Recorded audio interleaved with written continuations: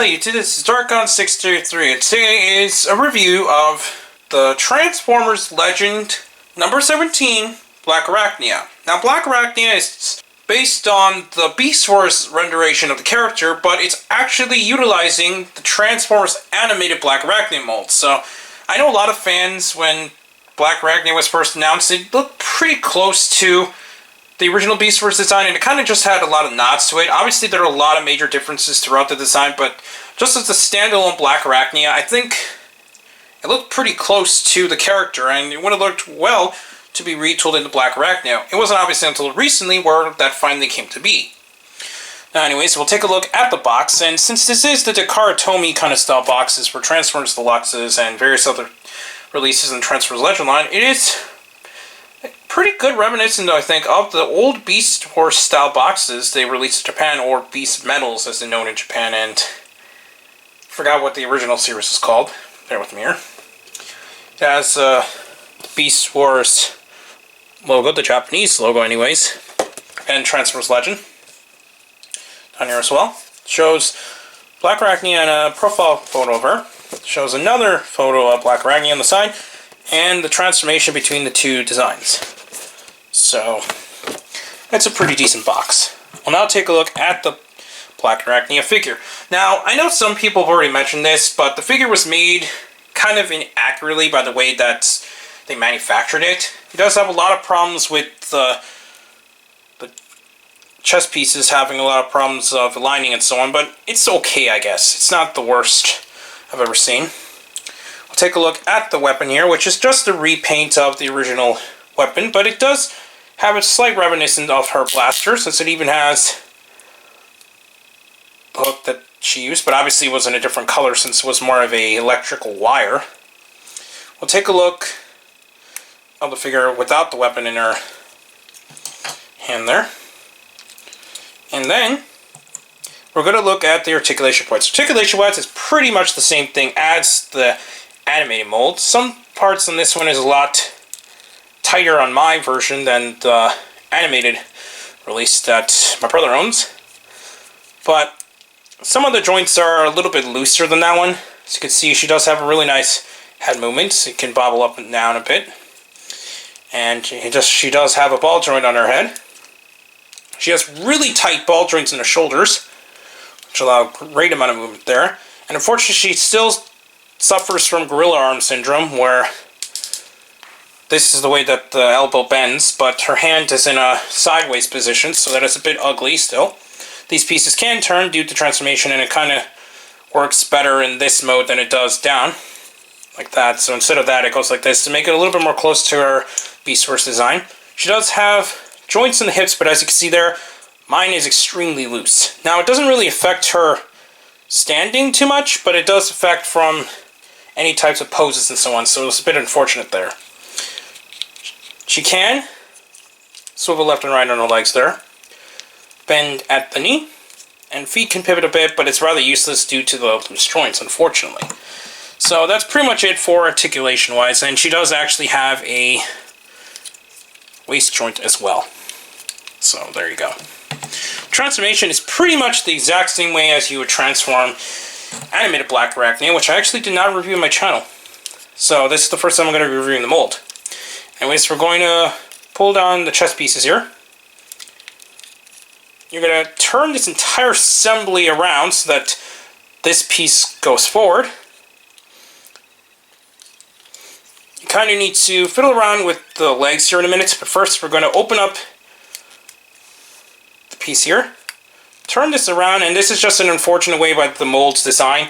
You kind of need to plug this between her legs, which is a bit of a strange design choice if I ask me. And it kind of looks down right there. So yeah, it's really strange. And then you're going to plug this over. Snaps into place there. So there you go so far. These pieces will just stick up like that. And you pretty much got most of her already transformed, but you do need to bend these in a position so that you can get them into the correct position for beast mode. Going to push up her feet pieces there and turn this around, which is rather tight on mine, so you have to be careful. Turn this around so that these face down, so it creates her back legs on both sides. Try to get this around here. It's having a little difficulty. There you go. Sorry if I didn't get into frame, my bad. It's been a while since I did a Transformers review, so there you got that so far. Then you're going to turn these around, like so.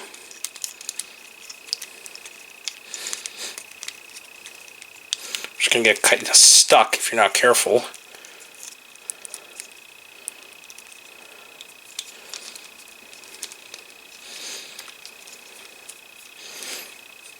Then you just need to position all of her arms in a particular way so that you can get her into her spider stance.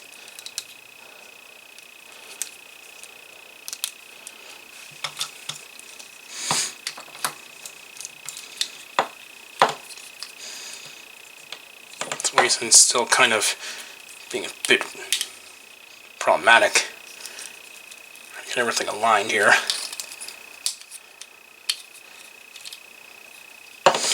And once you do, try to get the legs into place anyways.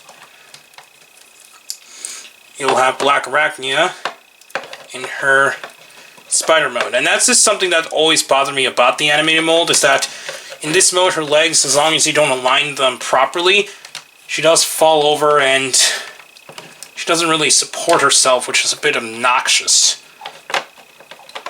But once you get it done correctly, you should have her in her spider mode.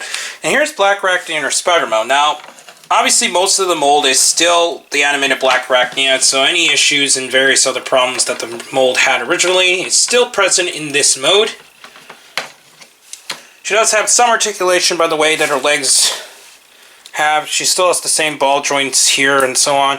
These can pivot left and right just by the way it's designed. It can also bend up and down, but there isn't a lot of movement you can get in this mode.